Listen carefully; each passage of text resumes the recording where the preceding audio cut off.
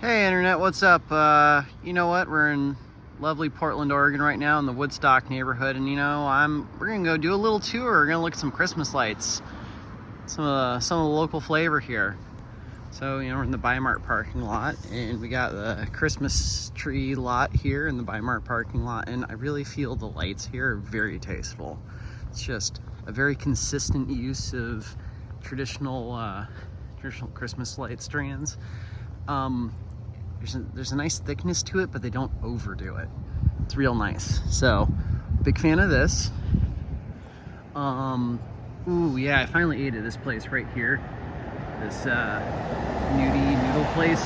Really good. Really good. Definitely recommend it. That was good. Alrighty, so should we go left or should we go right? The city leans too heavily left, so we're gonna go right just to counterbalance things. Well, don't worry, we'll go in a loop. We'll go by Safeway too. We'll go look inside, look at the anti-theft device things they've installed. It's a good time. Never eaten here. Anyone else eaten here? Never eaten at Wong's Garden.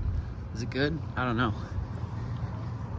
So, of course, we have our random smattering of residue from different denizens of Portland here at the bus stop. Yeah, I share the disappointment that you have on your face with all of this. Yeah, yuck. Yuck. It's extra sad because there's actually quite a few trash cans along here. Before we go and look at this awesome Christmas tree we got down here, we're gonna cross the street. Trying not to get hit by a car. Trying to get hit by an Audi. It's probably on its way to Lake Oswego. Yep, probably going to Lake Oswego. Anyways, oh, howdy going to Plaid? Man, what are you desperate for? Probably, I don't know, they probably need a sparkly CBD drink. Plaid has good deals on CBD drinks. Ooh, that looks real dystopian when it's shut down. Anyways, yeah, I got a burrito here at Juanita's Mexican food number 2 3 days ago. Oh, you know what? They have this shuttered and you can't see the signs that I was going to use for telling a story. I guess I'm just going to have to tell this anecdote later. You're all just going to have to tune in at a different time. Sorry about that, Internet. Anyways, let's go ahead and move on. Go look at this S-tier Christmas tree that we got over here across the street. It's pretty good. It's a pretty good light display. Ooh, but before we do that, we're gonna go look at the Santa Originalists at the Bavarian sausage store, place, whatever you call it. They're super duper Christmas Originalists over here. Let me show you. It's really sad earlier to see this purse here that still has its tag on it. It's all nasty and moldy. Those probably, I'm certainly shoplifted by one of the local criddlers. Ew, the criddlers. They criddle all over the place. Get all the criddle goo everywhere. Oh, someone shut it. I'm not touching that. See, it still has its tag on it. It's like you open that up, it's just full of mold. Really gross. Really, really gross. Anyways, I don't know. They criddled and stole as they are wont to. But yeah, let's go ahead and check out this Christmas originalism over here at Otto's. The food here is pretty tasty. So we got our flying Christmas pig with the Santa hat, but that's not the originalism I'm talking about. I do like their murals. But what the originalism I am referring to is gonna be up here. Yeah. Here's Santa. It's just the original reindeer crew. No Rudolph. Not playing that game here at Otto's. And Santa's not massive. Santa's not like 9 feet tall. He's not like a 40K Space Marine. It's really tiny. Like an elf or something. the original poem or whatever. So, oh come on iPhone, stop doing potato mode. Go back to, put you on 1 time, do you go back to normal oh there we go. Got it off potato resolution gone, there we go. Anyways, yeah, super duper Christmas originalist here at Otto's. So now, we're gonna go ahead and cross the street. Look at this S-tier Christmas tree over here. Yeah, this thing's awesome. Oh. Gotta make sure I don't get hit by a car.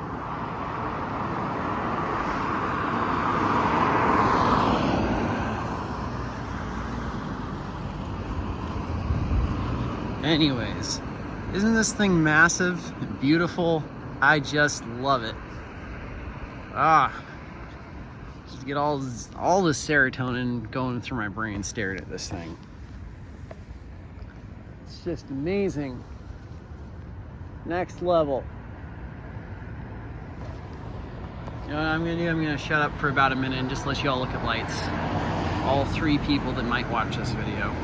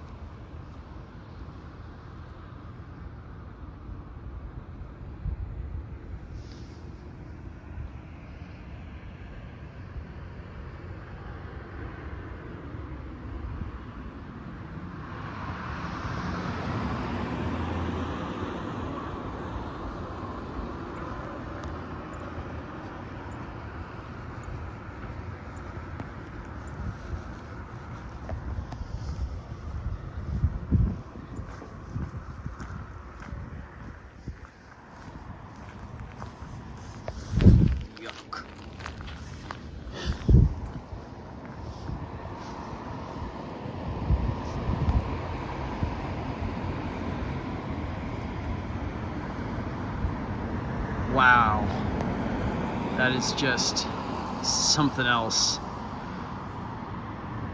Whew.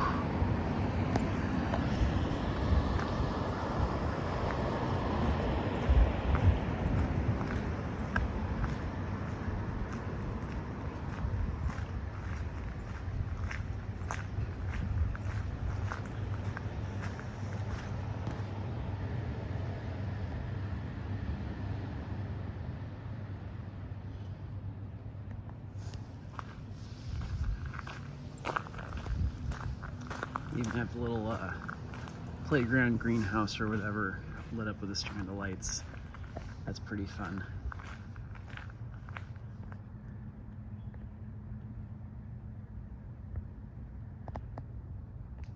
Okay, well let's go on down the back. Let's see what else we have here. I see some lights in the distance there. I'll check those out quick. I don't have anything going on tonight other than making myself a quesadilla. I mean, that was probably the most accurate thing about Idaho that's ever been put to film. Is probably that scene in Napoleon Dynamite where his aunt or whatever is like, Napoleon, do you want a quesadilla?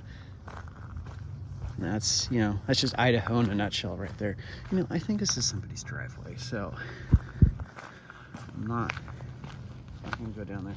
Oh, good thing we have like water demonstration houses and rebuilt the courthouse so it like doesn't have urinals, so it's inclusive or whatever, but use that, do all that, and don't fill in the potholes. What a great city. Great use of tax money.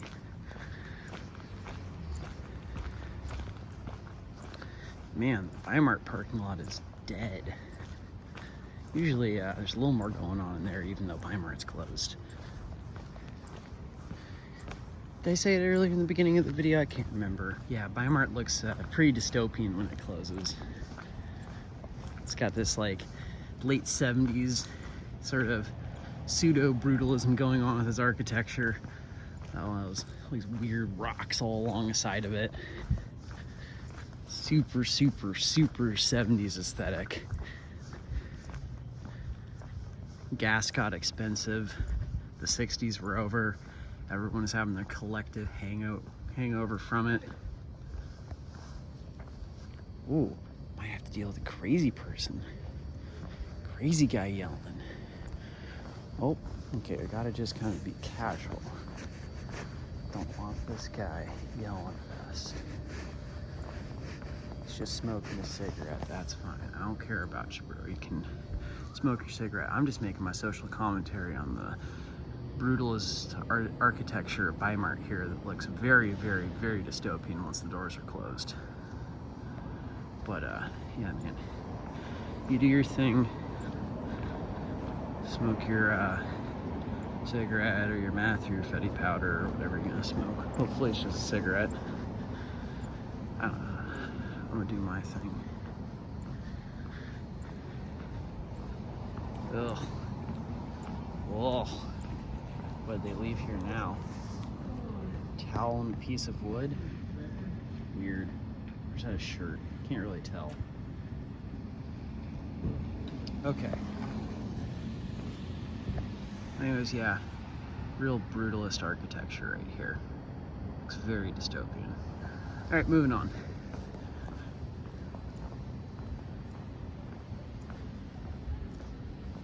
So, got some Iranian friends that, one of the strangest things about them coming to the United States was Papa Murphy's taking baked pizza. Like, the first time they went into one, and they ordered a pizza, and they got a raw pizza. They're like, what the fuck?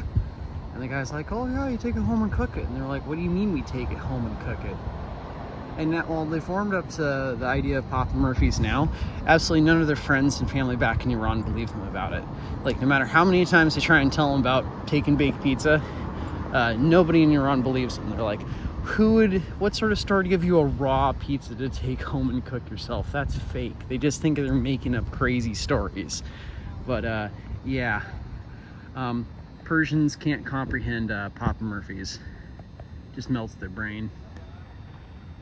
I mean, when you think about it, we're the weirdos for having taken baked pizza. Like, they're the ones with their heads on straight about that issue. Yeah, the Safeway's gotten a lot less interesting since they've put in their giant anti-theft maze that I did a video about earlier. It's really made it a lot less. Oh, and they have the anti-theft maze plus armed security. Those things put together made it so the criddlers don't want to go in there and criddle so much, and they've gone from their numbers being in the red to back in the black because they were getting bled dry from all the shoplifting. No, it was not some sort of, you know, Les Miserables sort of stealing bread to survive. It was just going in there and just ransacking the place so that they can. Like, I don't even know. You can't even justify it as buying fetty powder because fentanyl's like $1 a hit right now in Portland. It's basically free, so they're not even going in there for that. It's just, anyways. So this parking lot has gotten a whole lot less crazy because it's not profitable to shoplift from Safeway. Yeah, let's take the wheelchair ramp and see if there's any good Christmas lights out back here. Then I'll probably call it after that. I don't know. We'll keep it going for all one person that might have made it to here. Doubtful. I'm just talking to the digital ether to myself at this point. Ooh, we got a Christmas light nativity scene back here.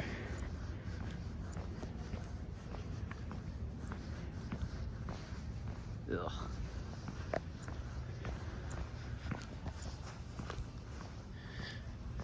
Really gonna have to start volunteering with Solve.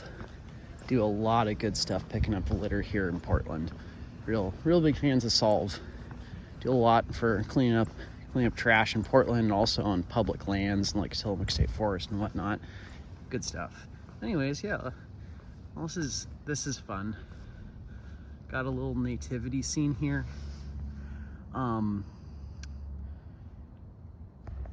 Would have preferred a biblically accurate "Be Not Afraid" angel, but this is fine. Very nice. Oh yeah, here's some more of that 70s brutalist architecture here. Really highlighted by the, ooh, is that, oh, I think it's actually razor wire, not barbed wire up there. Is it actual razor wire? Hold on, let's zoom in. Oh man, it's like real razor wire to keep people off the roof. Oh, that's nasty. Well, I mean, it definitely works. Razor wire is no joke. I don't know if any of y'all dealt with that stuff before.